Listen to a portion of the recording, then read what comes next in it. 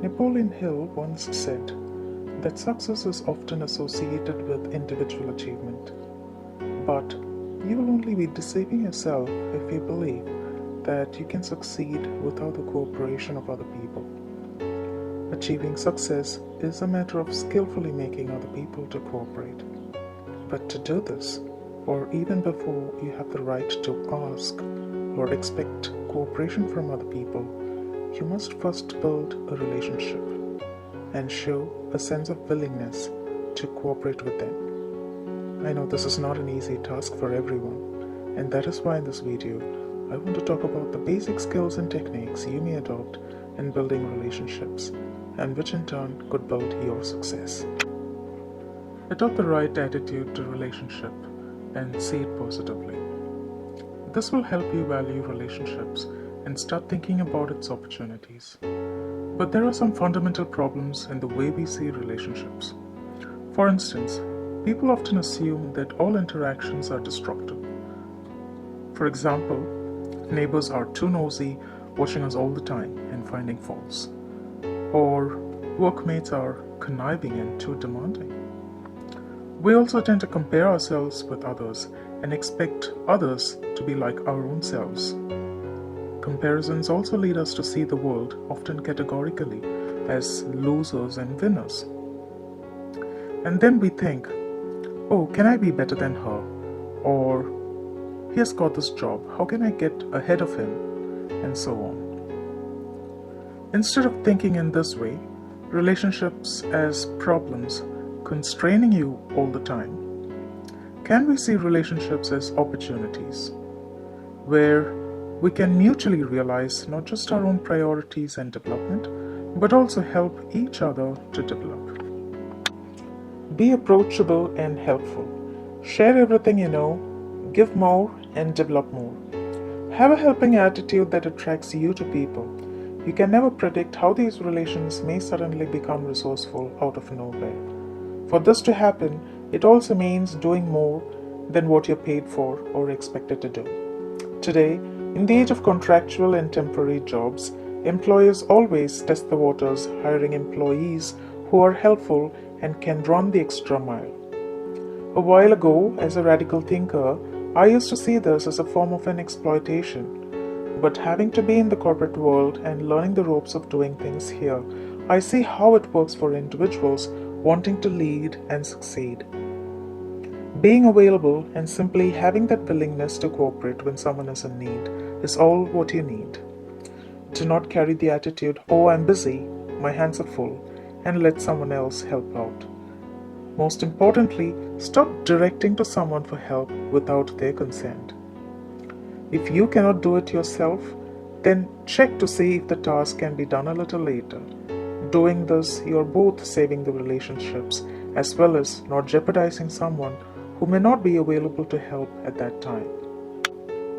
Flexibility is another key principle in handling negative people. It is not easy to handle negative people, and especially when there is no shared interest. But in order to free from the destructive effects of disagreements and frictions that can break down relationships permanently and bring failure, flexibility in what you believe and the way you approach is important. Do not criticize, condemn, or complain, even when you have a conflicting viewpoint. Understand others' point of view. Even when others criticize you, do not react and take things personally. I have seen people who take these kind of criticisms to heart and wait to pay back when an opportunity arises. These approaches only further widens the gap in your relationships. Instead, if you can only hold back your temper, remain calm and thinking what the person is trying to say, that can help you find appropriate responses to critiques more constructively and can help you alter your actions to suitably adjust to the situation and save your relationships. Be accommodative and bridge the gap. You may be a high achiever or an accomplished businessman or a tier 5 manager and so on. Whoever you may be, Often we all feel our own perspectives and responses are the valid ones.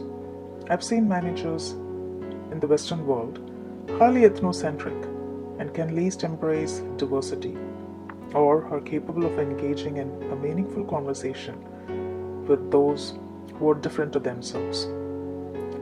To communicate effectively, you need to bridge this gap. But what is important is to be a problem solver. So begin with a small scale conversation, especially if you're out of your comfort zone and if you're facing a conflicting viewpoint. Be accommodative and open yourselves to the ideas of others. Then continue saying in your own way. This may be slightly challenging, but the best way you can achieve this is by communicating in small groups and on one-on-ones.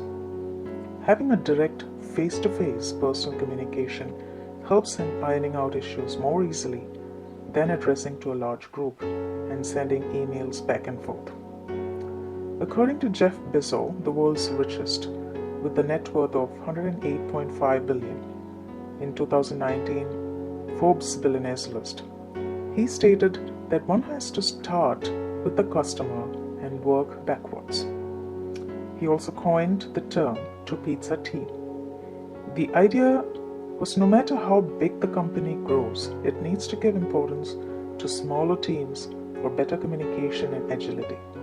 So keeping numbers small is practically effective in overcoming various biases and preconceived notions that affect relationships. 5. To achieve this, learn to appreciate people.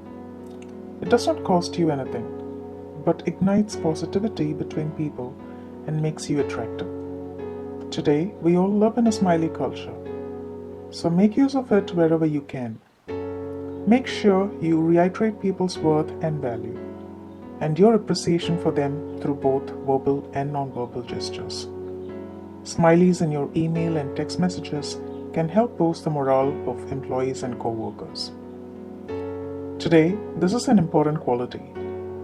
Organizations look for individuals who can place a good value on people, because people who are committed to appreciating and helping others also develop themselves and their organizations, and not seek all the credit for themselves. So if you're an entrepreneur, it is important for you to retain the most valuable human resource. On the other hand, if you're employed, it is even more critical for you to sustain the job and show that you fit into the team and value its team culture. Most often for employers, it is not your knowledge and how well you perform, but it is all about how well you fit into the team and how well you can appreciate each other and adapt to a given system. So yes, learning to appreciate is an important quality to thrive and win others. If you like this video, please hit the thumbs up button. And if you like to stay connected, please don't forget to subscribe.